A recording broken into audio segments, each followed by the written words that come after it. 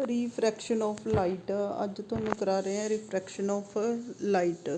ਕਿਆ ਹੁੰਦਾ ਜਦੋਂ ਲਾਈਟ ਇੱਕ ਪ੍ਰਿਜ਼ਮ ਦੇ ਵਿੱਚੋਂ ਲਾਈਟ ਇੱਕ ਸਟੇਟ ਲਾਈਨ 'ਚੋਂ ਪਾਸ ਕਰਦੀ ਹੈ ਕਿਸੇ ਟਰਾਂਸਪੇਰੈਂਟ ਮੀਡੀਅਮ 'ਚੋਂ, ਤਾਂ ਉਹਦਾ ਕਿਆ ਹੈ ਪਾਥ ਚੇਂਜ ਹੋ ਜਾਂਦਾ। ਇਹਨੂੰ ਰਿਫਰੈਕਸ਼ਨ ਆਫ ਲਾਈਟ ਕਹਿੰਦੇ ਆ। ਲਾਈਟ ਕਿਸੇ ਵੀ ਮੀਡੀਅਮ 'ਚੋਂ ਇੱਕ ਮੀਡੀਅਮ ਤੋਂ ਦੂਸਰੇ ਮੀਡੀਅਮ 'ਚ ਪਾਸ ਹੁੰਦੀ ਹੈ, ਠੀਕ ਹੈ, ਤਾਂ ਉਹਦਾ ਪਾਥ ਕਿਆ ਹੈ ਚੇਂਜ ਹੋ ਜਾਂਦਾ। ਉਸ ਨੂੰ ਕੀ ਕਹਿੰਦੇ ਹਾਂ ਅਸੀਂ ਰਿਫਰੈਕਸ਼ਨ ਆਫ ਲਾਈਟ। ਸਭ ਤੋਂ ਪਹਿਲਾਂ ਹੈਗਾ ਰਿਫਰੈਕਸ਼ਨ ਥਰੂ ਦੀ ਗਲਾਸ ਸਲੈਬ।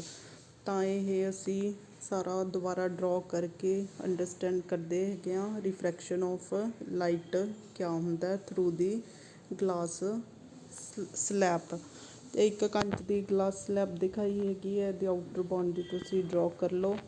ਜੋ ਏਅਰ ਹੈ ਉਹ ਕੀ ਹੋਏਗਾ ਰੇਅਰਰ ਮੀਡੀਅਮ, ਔਰ ਜੋ ਗਲਾਸ ਹੈ ਉਹ ਕੀ ਹੋਏਗਾ ਡੈਂਸਰ ਮੀਡੀਅਮ।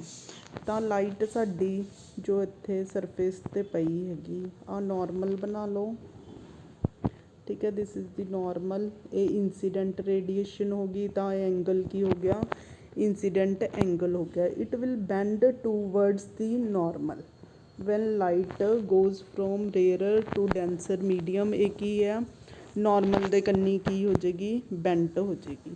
ਪਰ ਅਦਰ ਕੇਸ 'ਚ ਕੀ ਹੁੰਦਾ ਡੈਂਸਰ ਟੂ ਰੇਅਰਰ ਆਵੇ, ਠੀਕ ਹੈ, ਅਨਦਰ ਸਰਫੇਸ 'ਤੇ ਕੀ ਹੋ ਰਿਹਾ ਨੋਰਮਲ ਹੈ, ਡੈਂਸਰ ਟੂ ਰੇਅਰਰ ਆਵੇ ਤਾਂ ਇਹ ਨੋਰਮਲ ਤੋਂ ਦੂਰ ਜਾ ਰਹੀ ਹੈਗੀ ਆ ਅਵੇ ਫਰੋਮ ਦੀ। ਪਹਿਲਾਂ ਹੈਗੇ band toward the normal, ਰੇਅਰਰ to denser ਜਾਏਗੀ ਲਾਈਟ, ਤਾਂ band towards the normal angle of ਰਿਫਰੈਕਸ਼ਨ ਹੋ ਜਾਏਗਾ ਆਰ, ਠੀਕ ਹੈ। ਸੈਕਿੰਡ ਸਰਫੇਸ ਇਸ ਲਈ ਆ ਕੀ ਹੋ ਗਿਆ ਇੰਸੀਡੈਂਟ ਰੇਡੀਏਸ਼ਨ ਇਹ I2 ਹੋ ਗਿਆ, ਠੀਕ ਹੈ।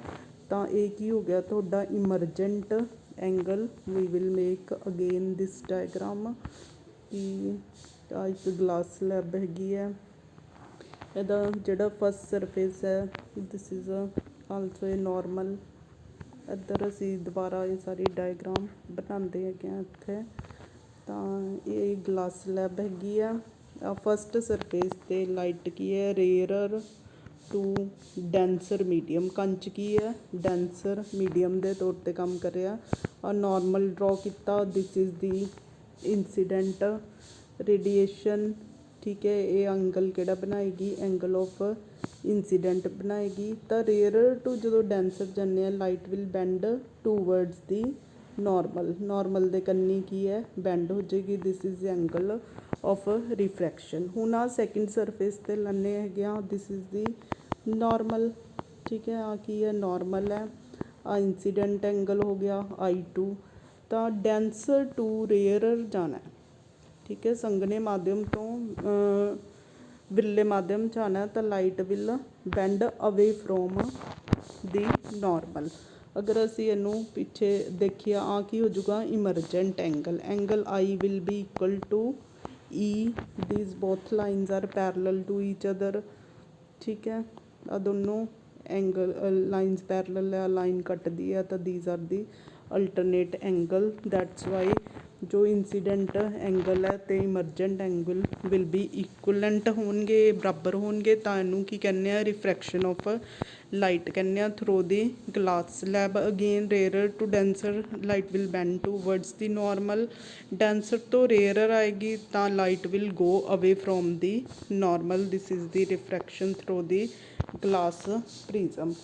ਤਾਂ ਜੋ angle sine incident upon sine r ਹੈ, ਠੀਕ ਹੈ, ਰਿਫਰੈਕਸ਼ਨ ਹੈ ਉਹ ਇੱਕ ਕਾਂਸਟੈਂਟ ਦੇ ਬਰਾਬਰ ਹੋਊਗਾ। ਇਸ ਕਾਂਸਟੈਂਟ ਨੂੰ ਅਸੀਂ ਕੀ ਕਹਿੰਦੇ ਹੈਗੇ ਆ sine I upon incident upon sine of refraction, that will be equivalent to the that will equal to the some constant that is means air ਕੀ ਹੈਗੀ ਲਾਈਟ ਕੀ ਹੈ ਏਅਰ ਟੂ ਗਲਾਸ 'ਚ ਜਾ ਰਹੀ ਹੈ। ਇਹ ਹਰ ਇੱਕ ਮੀਡੀਅਮ ਲਈ ਅਲੱਗ ਅਲੱਗ ਹੋਏਗਾ, ਠੀਕ ਹੈ। ਕੈਰੋਸਿਨ ਆਇਲ, ਗਲਾਸ ਹੈ, ਪਾਣੀ ਹੈ, ਡਾਇਮੰਡ ਹੈ, ਸਭ ਦਾ ਜੋ ਹੈ ਇਹ ਐਂਗਲ ਆਫ ਮਿਊ ਦੀ ਵੈਲਿਊ ਕਿਆ ਹੋਏਗੀ ਡਿਫਰੈਂਟ ਹੁੰਦੀ ਹੈ ਸਭ ਦੇ ਲਈ।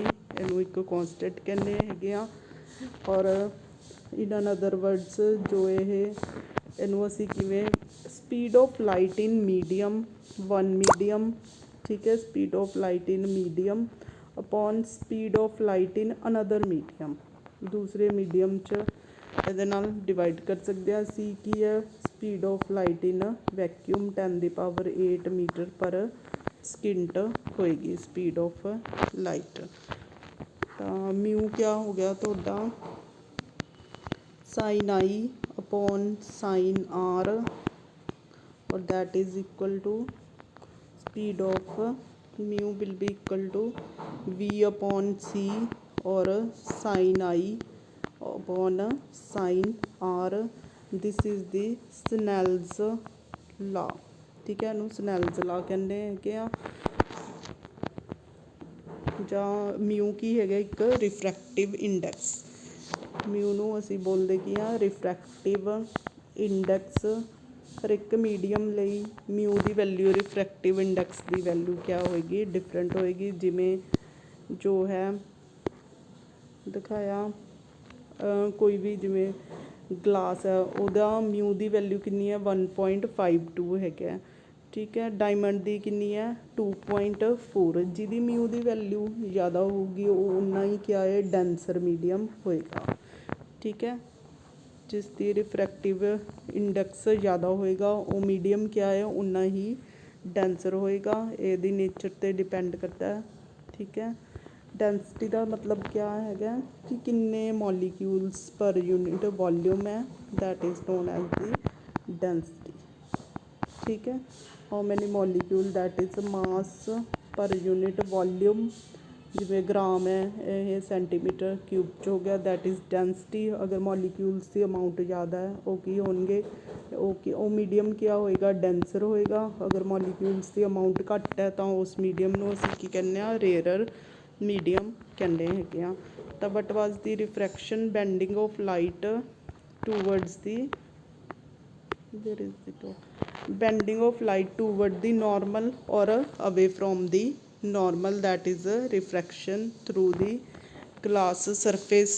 ਇਸੇ ਕਰਕੇ ਸਾਨੂੰ ਜੋ ਸਵੀਮਿੰਗ ਪੂਲ ਹੈ ਉਹਦਾ ਵੈਸੇ ਤਾਂ ਜ਼ਿਆਦਾ ਡੈਪਥ ਹੁੰਦੀ ਹੈਗੀ ਹੈ, ਠੀਕ ਹੈ, ਸਵੀਮਿੰਗ ਪੂਲ ਦੀ, ਪਰ ਸਾਨੂੰ ਉਹਦਾ ਡਿਊ ਟੂ ਰਿਫਰੈਕਸ਼ਨ ਕਿਉਂਕਿ ਇਹ ਸਰਫੇਸ ਕੀ ਹੈ ਇੱਕ ਸਰਫੇਸ ਦੀ ਤਰ੍ਹਾਂ ਕੰਮ ਕਰੇਗਾ ਤਾਂ ਜੋ ਲਾਈਟ ਕੀ ਹੈ ਡੈਂਸਰ ਟੂ ਰੇਅਰਰ ਜਾਵੇਗੀ। It will bend away from the normal ਤਾਂ it appears to come from this point. ਤਾਂ ਜਿਹੜਾ ਇਹਦਾ ਸਰਫੇਸ ਹੈ ਸਵੀਮਿੰਗ ਪੂਲ ਦਾ ਉਹ ਥੋੜ੍ਹੀ ਜਿਹਾ ਡੈਪਥ ਉਹਦੀ ਸਾਨੂੰ ਘੱਟ ਦਿਖਾਈ ਦੇਗੀ। ਸੇਮ ਅਸੀਂ ਇੱਕ ਟੰਬਲਰ ਲਿਆ ਉਹਦੇ ਵਿੱਚ ਕੁਆਇਨ ਰੱਖਿਆ ਹੈਗਾ ਅਤੇ ਵਾਟਰ ਪਾਇਆ ਤਾਂ ਸਾਨੂੰ ਇਹਦੀ ਐਗਜ਼ੈਕਟ ਪੋਜੀਸ਼ਨ ਕਿਆ ਹੈ ਇੱਥੇ ਨਜ਼ਰ ਆਏਗੀ। ਤਾਂ ਲਾਈਟ ਕਿਆ ਹੈ ਇੱਥੋਂ ਅਵੇ ਜਾਏਗੀ, ਤਾਂ ਅਗਰ ਇਸ ਨੂੰ ਅਸੀਂ ਪਿੱਛੇ ਵਧਾਉਂਦੇ ਹਾਂ ਤਾਂ ਸਾਨੂੰ ਇੱਦਾਂ ਨਜ਼ਰ ਆਉਂਦਾ ਕਿ ਜੋ ਇੱਕ ਟੰਬਲਰ ਦੇ ਵਿੱਚ ਪਾਣੀ ਪਿਆ ਕੁਆਇਨ ਰੱਖਿਆ ਹੈਗਾ ਪਾਣੀ ਦੇ ਵਿੱਚ, ਠੀਕ ਆ। ਤਾਂ ਇਹ light will bend away from it. ਇਹਨੂੰ ਇੱਥੇ ਰੱਖ ਇੱਥੇ ਦੇਖੀਏ ਤਾਂ ਸਾਨੂੰ ਇੱਦਾਂ ਨਜ਼ਰ ਆਏਗਾ ਕਿ ਸਿੱਕਾ ਕੀ ਹੈ ਇੱਥੇ ਪਿਆ ਹੈਗਾ। ਤਾਂ ਇਸੇ ਤਰ੍ਹਾਂ ਇੱਕ ਪੈਨਸਿਲ ਹੈ ਤੁਸੀਂ ਇਹਦੇ ਵਿੱਚ ਰੱਖੋ ਗਲਾਸ ਜਾਰ ਦੇ ਵਿੱਚ ਇੱਕ ਪੈਨਸਿਲ ਰੱਖੋ, ਠੀਕ ਹੈ। ਇਹ ਮੁੜੀ ਹੋਈ ਟੁੱਟੀ ਹੋਈ ਨਜ਼ਰ ਆਏਗੀ। ਇਹਦੇ ਵਿੱਚ ਅਸੀਂ ਇੱਕ ਪੈਨਸਿਲ ਰੱਖਦੇ ਹੈਗੇ ਹਾਂ ਉਹ ਵੀ ਸੇਮ ਰੀਜ਼ਨ ਰਿਫਰੈਕਸ਼ਨਸ ਦੇ ਕਰਕੇ।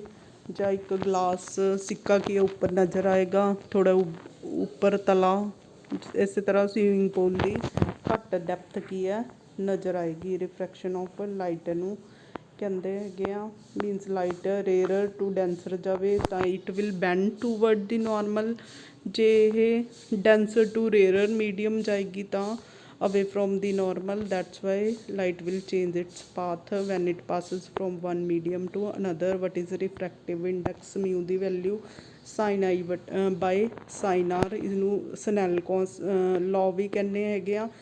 speed of light in one medium divided by another medium, that is the also the value of the mu, ठीक है। thank you for watching।